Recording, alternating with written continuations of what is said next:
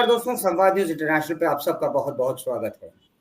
दोस्तों, जैसा कि आप थंबनेल में देख करके आए हैं और आपने एक अंदाजा मार लिया होगा कि आखिरकार क्या कारण है कि मुसल्लत ईमान, अर्थात मुसल्लत ईमान का अर्थ जिनको नहीं पता मैं बता देता हूं, जिसका ईमान बड़ा मुसल्लत हो, पक्का हो, सुदृढ़ हो, कभी कमजोर न पड़ने वाला हो, उसको इतना गुस्सा क्यों आता है।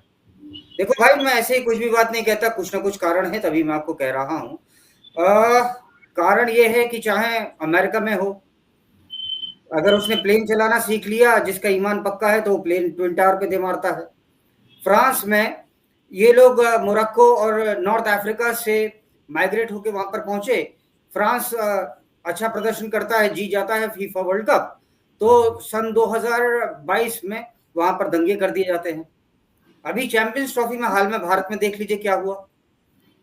अब ऐसे बहुत सारे एग्जाम्पल्स हैं, कश्मीर हो गया, केरल हो गया, संदेश खाली पश्चिम बंगाल में हो गया। इस सब विषय पर बात करने के लिए ओवरऑल एक बहुत समराइज्ड वे में, रादर 15 या 20 मिनट्स आपके हम लेंगे। मैं उसमें एक चीज आपको रखने का प्रयास करूंगा कि आखिर क्या कारण है कि मुसल्लत ईमा को गुस्सा इतना क्यों आता है। और जिस व्यक्ति को मैंने, आप ये भी थंबनेल पे देख के आए होंगे, जो आज मैंने जिसको इस परिचर्चा में बुलाया है, उससे बेहतर शायद इस बात को और कोई समझा भी नहीं सकता। तो आइए स्वागत करते हैं नाजिया खान इलाही जी का, जिनको आप सब पहले से ही जानते हैं। नमस्कार नाजिया जी, बहुत बहुत स्वागत है आपका संवाद न्यूज इंटरनेशनल। नमो पार्वती पता, हर हर महादेव। आपको भी बहुत बहुत शुभकामनाएं आपके चैनल के लिए। धन्यवाद। और मैं पहले तो ये कहना चाहता हूँ, मैं एक्चुअली थोड़ा भूल गया तो मैं बता देता हूँ, मैं काफिर बुतपरस्त राम भक्त राजभक्त संकेत चतुर्वेदी आपका संवाद न्यूज इंटरनेशनल में स्वागत करता हूँ। अब बताइए कि आखिरकार क्या कारण है। मुझे अरे काफिर जी, मुझे बुलाने के लिए बहुत बहुत शुक्रिया।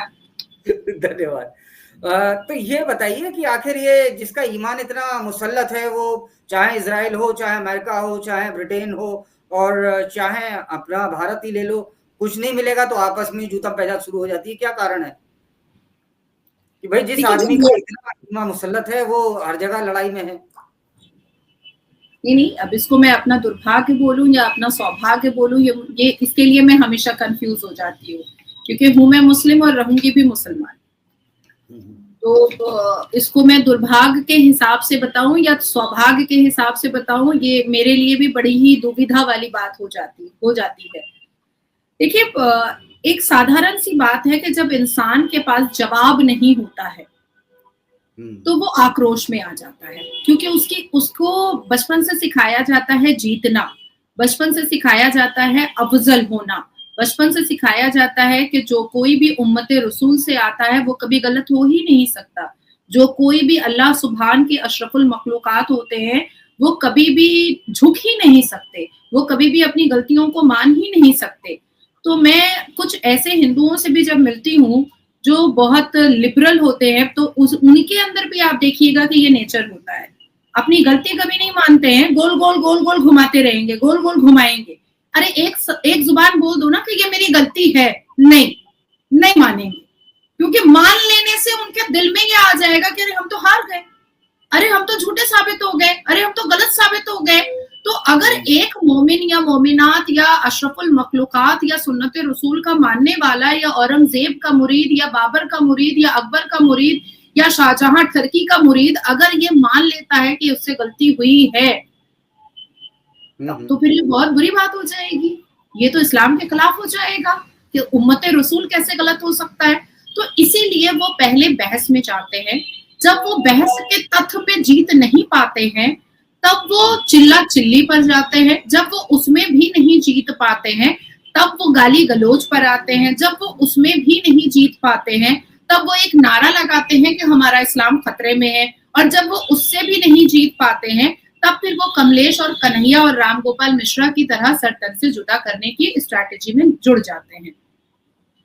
यही इनका सिंपल सा कॉन्सेप्ट है। अब देखिए, किसी मुसलमान से आप पूछिए कि भाई तुम मज़ारों के पक्ष में क्यों बात करते हो, तुम्हारी आयतें कुरान की तो खुद कहती हैं कि मज़ार को तोड़ देना चाहिए, हथौड़ा चला देना चाहिए। प्रॉफिट मोहम्मद सल्लल्लाहु अलैहि वसल्लम ने अल्लाह सुभान के कहने पर, उनके मैसेज पर पक्के कब्रिस्तान और मज़ारों को तोड़ने का हुक्म दिया, तो आखिर तुम क्यों मानते हो? तो वो पहले आपको समझाएगा कि नहीं ऐसा है कि कुरान कह रहा है, और अल्लाह सुभान भी कह रहे हैं और प्रॉफिट मोहम्मद भी कह रहे हैं कि मज़ारें नहीं माननी है।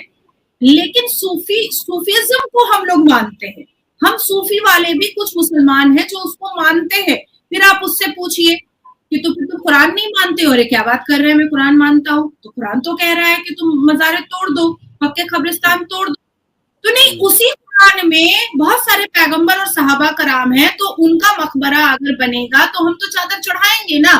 फिर आप कहिएगा कि लेकिन फिर तो कुरान कह रहा है कि अल्लाह के सिवा आप प्रॉफिट मोहम्मद के सामने भी सजदा नहीं कर सकते हैं, तो फिर आप कैसे जाकर के सहाबा कराम या किसी और पैगंबर के मजार पर या किसी पीर के मजार पर या किसी सूफी के मजार पर आप सजदा करेंगे? तो फिर वो कहेगा देखिए आप ये गलत कर रहे हैं। तो फिर आप कहिएगा क्या गलत कर रहे हैं? अगर मतलब एक तरफ तो आप कुरान को नहीं मान रहे, ये संपूर्णतः कुरान को भी नहीं मान रहे। नहीं, लेट मी कंटिन्यू उनका नेचर क्योंकि मैं रोज सामना करती हूँ। फिर वो कहेंगे कि ये देखिए कि आप गलत कर रहे हैं। आप हमारे सूफियों के खिलाफ नहीं बोल सकते।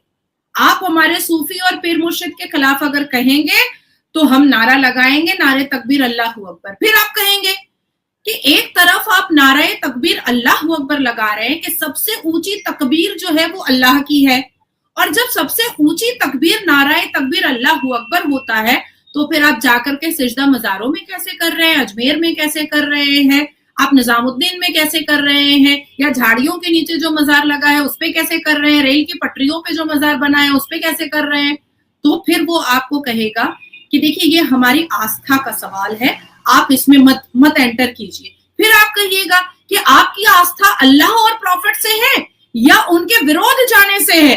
फिर वो कहेगा कि नहीं, अब मैं समझ गया, आप इस्लाम के खिलाफ है। फिर आप कहिएगा कि भाई मैं तो तुमको कुरान की बात बता रहा हूं, तो मैं इस्लाम के खिलाफ कैसे हो गया? फिर वो कहेगा आप अपने काफिर वाले और अपने जुबान से, क्योंकि आप काफिर हैं, आप बुत परस्त हैं, आप अंधभक्त हैं, आपके पास व्हाट्सएप यूनिवर्सिटी का एजुकेशन है, इसीलिए आप अपने जुबान से कुरान का नाम नहीं निकालेंगे। क्योंकि आप सही पर हैं तो आप फिर कहेंगे कि भाई मैं तुमसे वही पूछ रहा हूं जो कुरान में लिखा हुआ है। फिर वो कहेगा अब तो तेरा सर तन से जुदा होगा। जी हाँ, चलिए आपने बताया। खैर सर तन से जुदा इतना पुराना डायलॉग हो गया है कि अब मेरे ख्याल में मेरे जैसे लोगों ने तो ओपनली कहने लगे काफिर हूँ, बुत परस्त हूँ, जाके जो करना है वो कर ले। पहली तो चीज ये रही। अब मैं आपसे खैर एक प्रश्न पूछना चाहता हूँ, जो आपने अभी बोला मैं उसी प्रश्न को कंटिन्यू कर रहा हूँ। ये मजार जो है ये किसकी बनती है और कहाँ पे बन सकती है? देखिए मेरे हिसाब से मजारें तो शिर्क है, गुनाह है और अजाब गुनाह है, क्योंकि अल कुरान की आयतें ये बताती हैं कि जो कोई भी मुसलमान, जो कोई भी कलमा शरीफ वाले मजार पर जाते हैं उनके लिए जन्नत का दरवाजा नहीं खुलेगा, जन्नत की खुशबू भी उनको नहीं मिलेगी। लेकिन इनके हिसाब से ये किसी सूफी का, किसी पीर का, किसी धर्म गुरु का होता है। लेकिन बात ऐसी है कि जब प्रॉफिट मोहम्मद सल्लल्लाहु अलैहि वसल्लम के मजार पर सजदा करना जायज नहीं है, तो फिर ये सूफी और ये जो धर्म गुरु हैं और ये जो पीर है, इनके डिटेल्स निकाल करके दो और कुरान के हवाले से बताओ कि तुमको सजदा करने की या तुमको मन्नतें मांगने की मजार में जाकर के अनुमति कुरान के किस आयत और किस पारा में दी गई है, किस वर्ष में दी गई है, तो वो नहीं दे पाएंगे क्योंकि सख्त मना है। अब आती है ही नहीं, सख्त मना है। अच्छा। मजार परस्ती के बारे में लिखा हुआ है, लेकिन बहुत ही कड़क तरीके से प्रॉफिट मोहम्मद ने बताया है कि नहीं जाना है, और उन्होंने अपना हवाला देकर बताया है अल कुरान में कि मैं भी नहीं जाता। इवन प्रॉफिट मोहम्मद ने ये कहा कि अगर किसी शख्स के, किसी मोमिन और मोमिनात का मजार अगर पक्का होगा तो उस पक्के कब्रिस्तान के बगल में भी खड़ा होना जायज नहीं है, गुनाह है। It's an unpardonable. दो छोटे छोटे प्रश्न इसी से मिलते जुलते।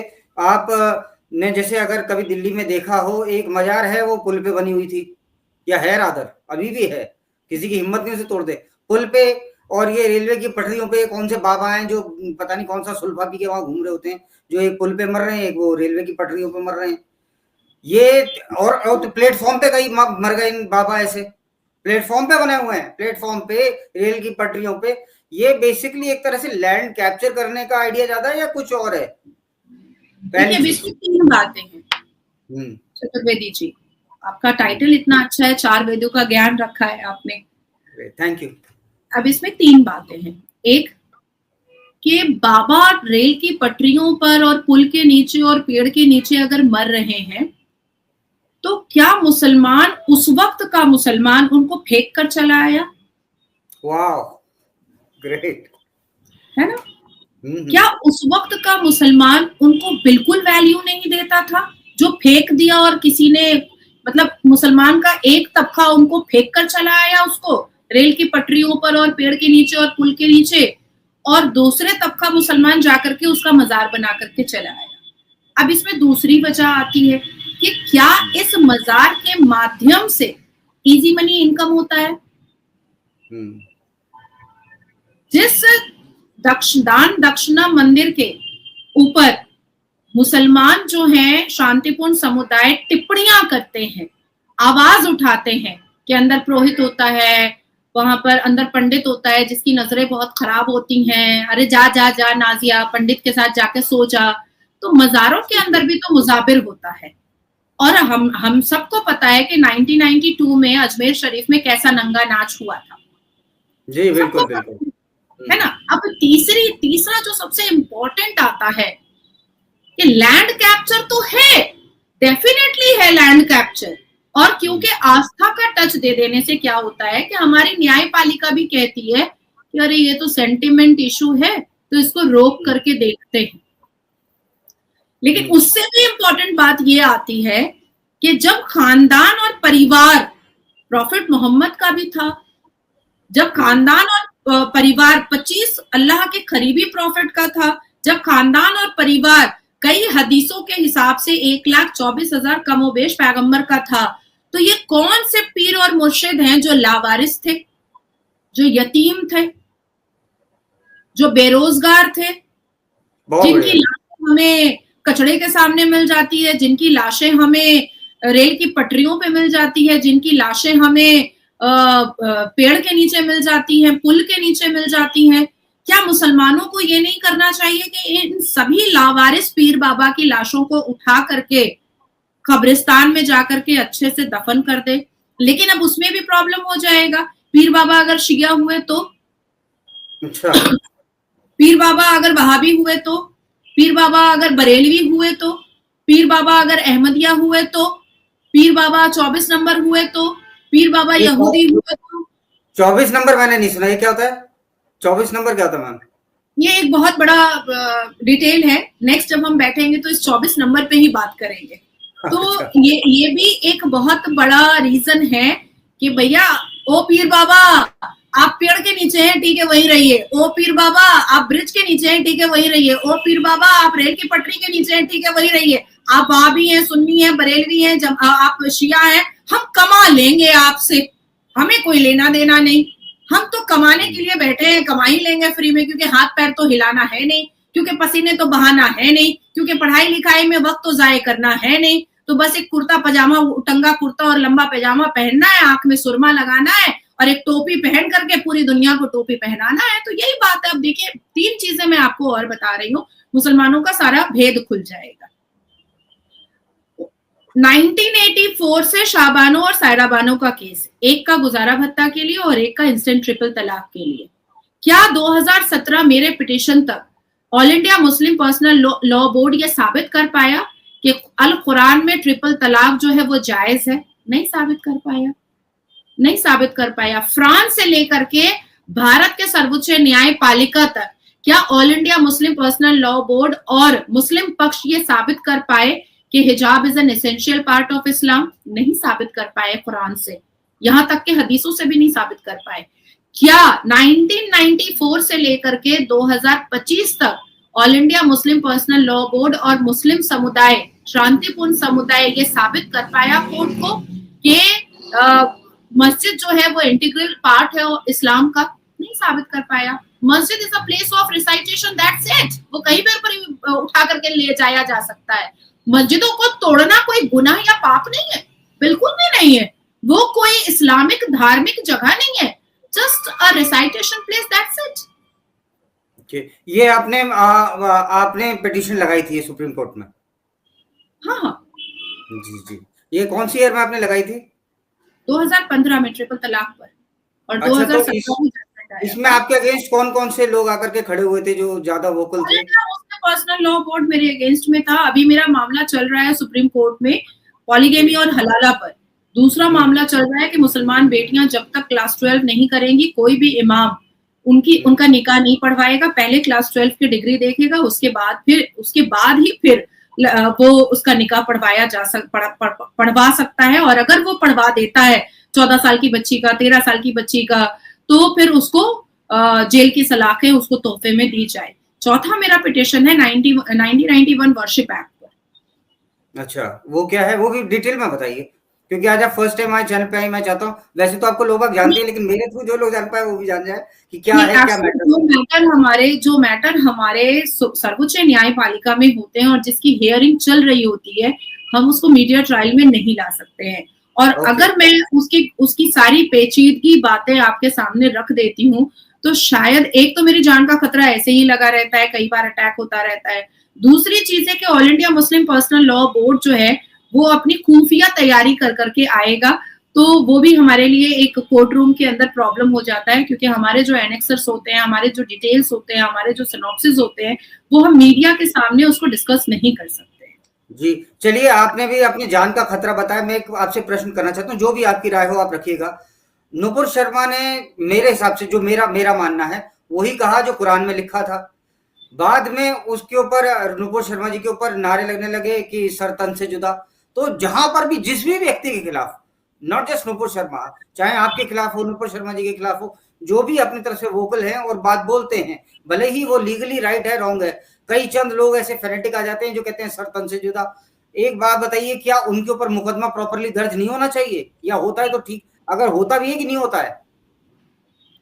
देखिए, कई मौलवी मुल्ला हैं, कारी हैं, मुफ्ती हैं, आलिम दीन हैं, हमारे साजिद रशीदी भी हैं, जो मस्जिद कम और टीवी न्यूज चैनल पर ज्यादा जाते हैं और औरत को देख करके अपने अंग को लहराने और सहलाने लगते हैं, औरतों को बड़ी गंदी नजर से देखते हैं। मेरा तो फोटो ले लेकर के रखते हैं कॉलेज के जमाने का, जिसमें मैंने छोटे कपड़े पहने हुए हैं, वो सब फोटो उनके मोबाइल पर रहता है, साजिद रशीदी के मोबाइल पर, और वो सारे मीडिया हाउस को ऐसे ऐसे दिखाते रहते हैं। तो ये सारे अश्लील मौलाना जो हैं, इनका कहना है कि इस्लाम जो है वो नकल का काम है, अकल का काम नहीं। अच्छा। अब मैं जो इंटेलिजेंट बातें कर रही हूँ, या मैं जो डीप डाउन में अपने रिसर्च को साझा करती हूँ सारे न्यूज चैनल पर, तो ये तो उनको पसंद नहीं आएगा। वो तो कहेंगे कि तुम नकलची बंदर बनो, तुम क्यों अकलमंदी वाली बातें कर रही हो, क्योंकि हमारा इस्लाम हमें इजाजत ही नहीं देता अकलमंद बनने का। हमारा इस्लाम हमें इजाजत ही नहीं देता है कि हम बहुत इंटेलेक्चुअल बात करें। हमारा कुरान और हमारा इस्लाम इस बात की इजाजत देता है कि जितने भी मोमिन और मोमिनात पैदा होते हैं वो नकलची बंदर की तरह काम करें। अगर मौलाना साहब पिछाड़ खुजा रहे हैं तो मुझे भी खुजाना है। अगर मौलाना साहब 2 लड्डू पे फातिया पढ़ रहे हैं तो मुझे भी पढ़ना है। अगर मौलाना साहब अगरबत्ती जला रहे हैं तो मुझे भी जलाना है। अगर मौलाना साहब अगरबत्ती के खाक को सीने में और पेशानी पे लगा रहे हैं तो मुझे भी लगाना है। अगर मौलाना साहब तावीज दे रहे हैं तो मुझे उसको पहन लेना है। मौलाना साहब हलाला कर रहे हैं तो मुझे अपना कपड़ा खोल के दे देना है। तो ये नकलची बंदर है इस्लाम का मतलब। इस्लाम का मतलब अकल का नहीं होता, और जो लोग इस्लाम में अकल लगाता है उसके लिए तो ऐसा ही सिनेरियो होता है, अटैक पे अटैक, अटैक पे attack. The second thing is Nupur Sharma की बात, बिल्कुल उन्होंने सच कहा था, और इस बात की वाजा भारत में रहने वाले कई मुसलमान जो जाकिर नायक के समर्थक हैं, जाकिर नायक को अपना धरती का खुदा मानते हैं, जाकिर नायक को सुनना, उसको फॉलो करना पसंद करते हैं। जाकिर नायक ने खुद कहा है कि इसमें कोई शर्मिंदगी की बात नहीं है। बिल्कुल प्रॉफिट मोहम्मद सल्लल्लाहु अलैहि वसल्लम की शादी जो है वो 6 साल की आयशा से हुई थी, और 9 साल की उम्र में उन्होंने जिस्मानी ताल्लुक किया था। बल्कि इसमें बहुत सारी हदीस, और सही अल बुखारी ये भी बताता है, सही अल बुखारी की अगर वर्स पे जाइएगा, कि 6 साल में निकाह के बाद बीबी आयशा को खिला पिला करके मोटा तंदुरुस्त किया गया था ताकि सेक्सुअल रिलेशन हो सके। वो तो गुड़िया के साथ खेलती थी।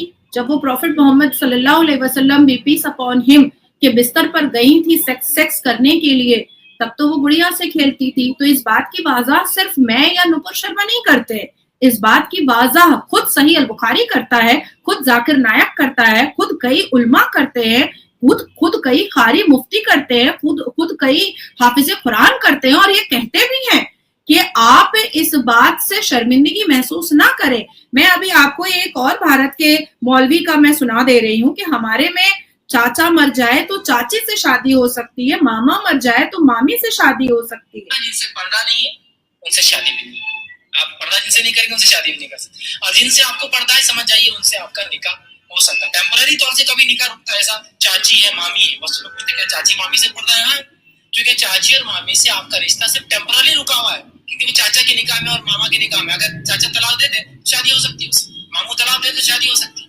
टेम्पररी चूंकि निकाह नहीं। now one question, Nazia ji, one question over here, just one question, and उसके बाद I can understand your time is very important. Nazia ji, two societies having so much difference, मेरे यहाँ भाभी माँ समान है, उनके यहाँ वो शादी भी अलाउड है, भाई मर जाए तो, या चाची मेरे लिए माँ समान है या मामी माँ समान है, वहां पर अलाउड है, जैसा ये बता रहे हैं मौलाना। तो जिन सोसाइटीज में इतना बड़ा डिफरेंस हो, वो क्या कभी साथ में रह सकते हैं? नहीं, साथ में रहना तो बहुत ही दूर की बात हो जाती है, और ये बहुत लंबा तबसरा हो जाता है, जिसमें भीमराव अंबेडकर जी को भाईचारा ढोंग है ना, ये भाईचारा ढोंग है, शब्दों का खेल है। नहीं, आप देखिए, पिछले 76 साल से आप लोग जिसको भाईचारा बोल रहे हैं, वो आपका भाई कम बनता है, जमाई ज्यादा बनता है, वो छोड़ दीजिए। वो लव जिहाद कर करके आपका जमाई ज्यादा बनने की कोशिश करता है, आपका भाई बनने की कोशिश नहीं करता है। इम्पोर्टेंट बात ये है कि आपका मूल जो टॉपिक था कि गुस्सा क्यों आता है, अब आप अगर पूछिएगा कि भाई तू अपने चाचा चाची से शादी कर सकता है, उसको तो गुस्सा आएगा भाई, वो ऐसी दुविधा में खड़ा हो जाएगा कि ना उसको उगलते बनेगा ना निगलते बनेगा। आप पूछिएगा भाई तेरा मामा मर जाएगा तो तू मामी से शादी कर लेगा। अब शादी तो सिर्फ शादी नहीं होती है, शादी के बाद सेक्स होता है, शादी के बाद बच्चे होते हैं। तो आप सोचिए कि हमारा इस्लाम कितना अश्लील है कि मामी के साथ सेक्स करने का भी मौका देता है, चाची के साथ भी सेक्स करने का मौका देता है। I don't understand what to add to it. चलिए, बहुत बहुत धन्यवाद, आपसे दोबारा बात करेंगे। Thank you very much for coming. Thank you so much. हर हर महादेव। हर हर महादेव। जय श्री राम।